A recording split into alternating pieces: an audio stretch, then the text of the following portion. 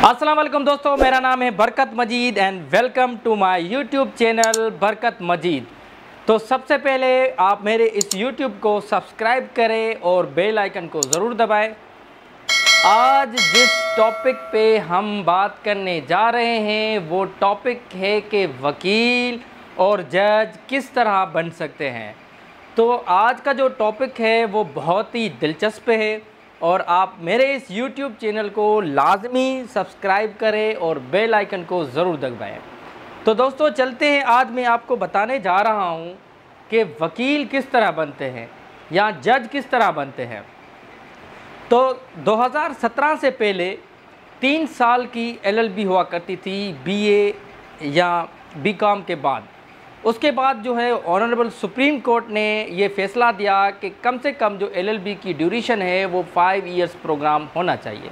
तो अब जो 2017 के बाद जो प्रोग्राम चल रहा है वो 5 इयर्स LLB प्रोग्राम चल रहा है।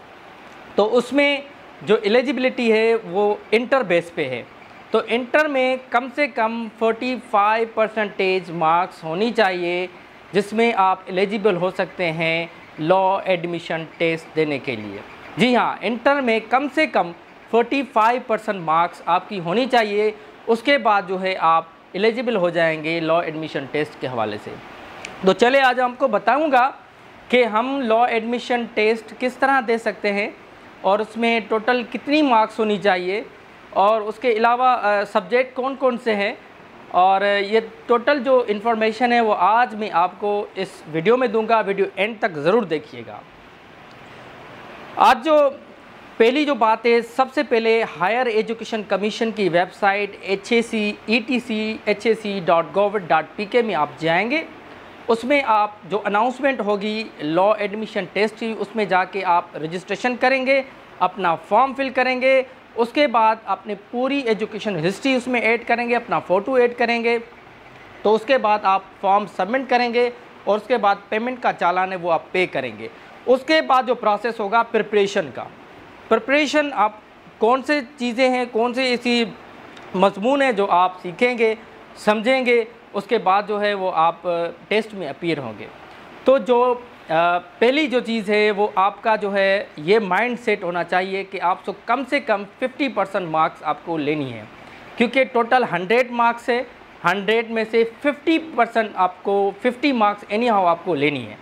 अगर 50 से आपको कम आ जाएंगी मार्क्स तो समझें आपका बेड़ा गर्क, मतलब आप फेल हो जाएंगे। तो फेल वो लोग होते हैं जिसको सही तरीके का सिलेबस का पता नहीं होता कि सिलेबस क्या है, किस तरीके का सिलेबस आता है।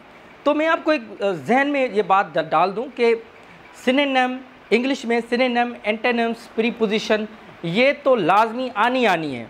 ये आप जहन में रखिएगा, सिनोनिम, एंटोनिम्स एंड प्रीपोजिशन। और उसके बाद जो है personal statement and essay. Personal statement उसको कहते हैं जो आपकी ज़ाती मालूमात हो, यानी आप क्या सोचते हैं, क्या करना चाहते हैं, क्या पास्ट है आपका, ये आपकी पर्सनल स्टेटमेंट में आप उसमें ज़िक्र करेंगे। उसके बाद जो है वो है ऐसे। ऐसे का मतलब है मजमून। जी हाँ, मजमून का मतलब है कि आप किसी चीज़ पे कुछ लिख सकें, किसी चीज़ को आप डिफ़ाइन कर सकें।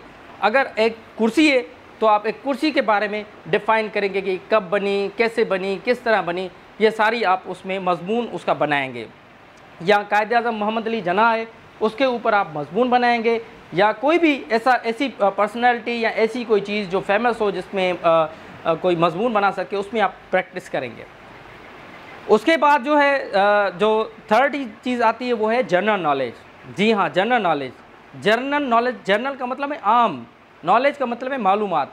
अब आम मालूमात का मतलब है ऐसी मालूमात जो मतलब बिल्कुल आम हो। ठीक है, आम कहाँ होते हैं, किस मुल्क में एक्सपोर्ट होते हैं, और सब्ज़ियाँ कहाँ उगती है, कौन कौन सी सब्ज़ियों की किस्म है, किस मुल्क में कौन सी सब्ज़ी होती है, किस मुल्क की कौन सी फेमस प्लेस है, और डॉलर किस मुल्क की करेंसी है, और PKR किस मुल्क की करेंसी है, NR किस मुल्क की करेंसी है। ये सारी जो है वो जनरल नॉलेज आती है। तो जनरल नॉलेज के बाद है इस्लामिक स्टडी। जी हाँ, इस्लामिक स्टडी। इस्लामिक स्टडी का मतलब है कि आपको बेसिक इस्लामियात की मालूमात होनी चाहिए।